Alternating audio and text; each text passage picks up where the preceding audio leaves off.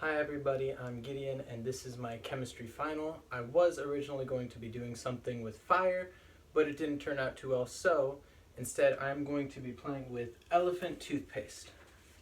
And here's what you're going to need. Warm water, dry yeast, a fork, a measuring cup, measuring spoon, whatever this is called, a water bottle, liquid Dawn, liquid dish soap, hydrogen peroxide, and a funnel. So let's get into it. First, we can start with this, I guess. So what we're going to do is we're going to take our warm water and our dry yeast, and we are going to mix the two together. So we're going to dump the dry yeast in there. And then we are going to take our fork and we are going to mix it together.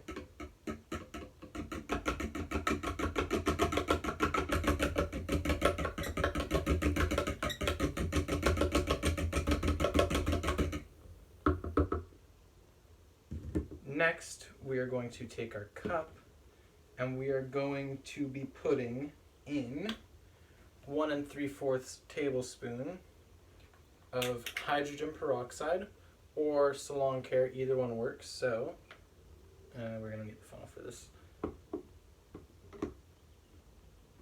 That's just gonna fall. All right, well, it's okay.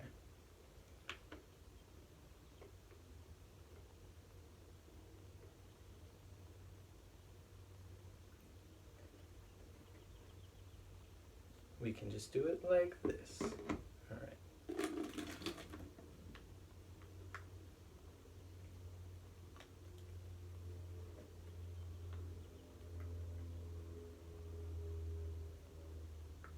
All right. There we go. Now we are going to be adding dish soap. They said 2 big squirts, but I don't have a little squirter thingy. So we're just gonna guesstimate.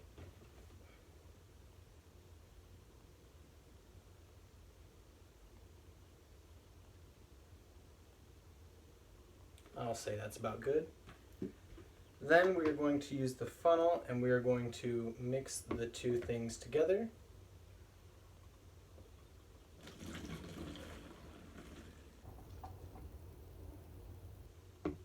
And then it's slowly rising, but once it makes it up to the top, you're gonna see what happens, if it'll make it there.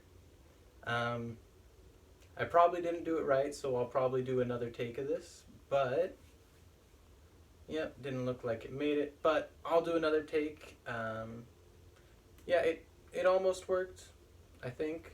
I don't know, it almost came up. Probably needed to change up the recipe a bit, so I'll come back with take 2. Here is take 2. I've changed up the recipe a bit, so right here I have 3 tablespoons of warm water, and we are going to use 1 tablespoon of dry yeast. For the hydrogen peroxide bit, we are going to be using half a cup instead of the 1 3/4 tablespoons.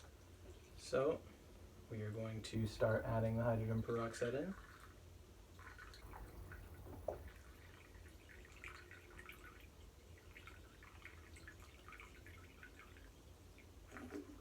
All right.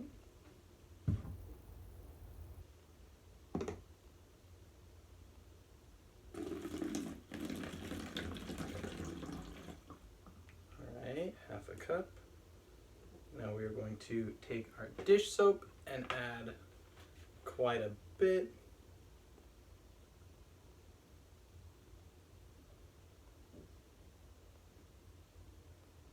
All right.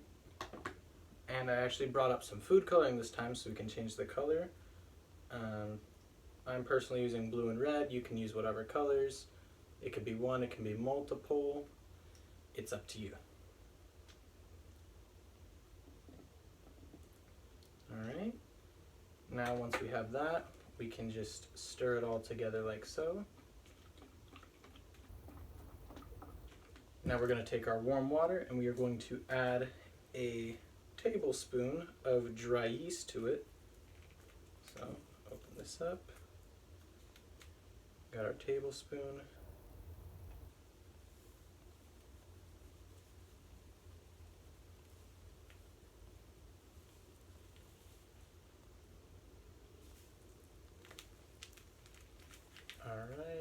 That is about a tablespoon.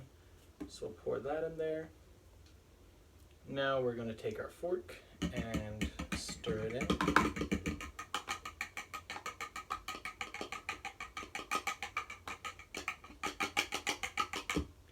Alright. Now we can add it all together, and we're going to see what happens this time. There we go, a much better reaction. As you can see, it's working and it's going over. I don't know why it's called elephant toothpaste. I'll probably Google it later. As far as I'm concerned, elephants don't brush their teeth or have toothpaste. So yeah.